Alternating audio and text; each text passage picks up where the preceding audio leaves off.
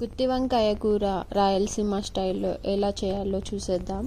ముందుగా జార్ ఒకటి తీసుకొని అందులో ఉల్లిపాయ, ఎల్లిపాయ, అలాగే టమాటో, మిర్చి పొడి, అలాగే కొరియాండర్ పొడి వేసుకోవాలి. అలాగే పల్లీలు వేయించుకొని అందులో కొన్ని వేసుకొని, పసుపు, అలాగే 4 లవంగం తీసుకొని వేసుకొని మెత్తగా గ్రైండ్ చేసుకోండి. తర్వాత ఏమో వంకాయ ఇలా 4 పీసులుగా కట్ చేసుకొని మిడిల్లో ఏం లేకుండా చూసుకోవాలి.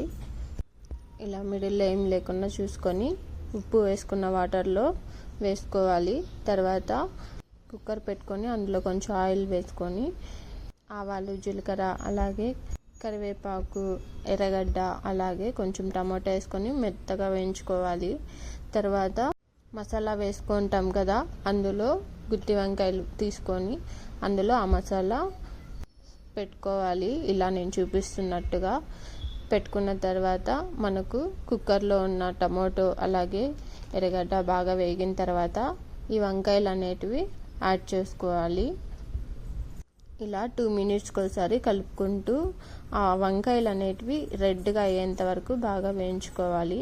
అప్పుడే అండి టేస్ట్ బాగుంటుంది. ఇప్పుడు రాక్ సాల్ట్ కొంచెం యాడ్ చేస్తున్నాను. సాల్ట్ వేస్తే బిన్న కొంచెం వేగుతాయి.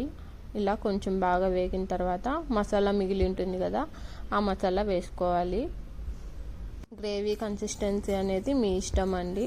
థిక్గా కావాలంటే వాటర్ యాడ్ చేయనవసరం లేదు, లేదా కొంచెం గ్రేవీ ఎక్కువ కావాలంటే ఇలా కొంచెం వాటర్ ఎక్కువ వేసుకునేసి 2 విజిల్స్ పెట్టుకునేస్తే సరిపోతుంది. వంకాయలు మెత్తగా ఉడికిపోతాయి అన్నమాట. అంతేనండి, ఇంతే సింపుల్గా చేసుకోండి. ఒకసారి ట్రై చేయండి, ఎలా ఉందో కామెంట్ చేయండి. And please subscribe to my channel. Thank you. Bye bye.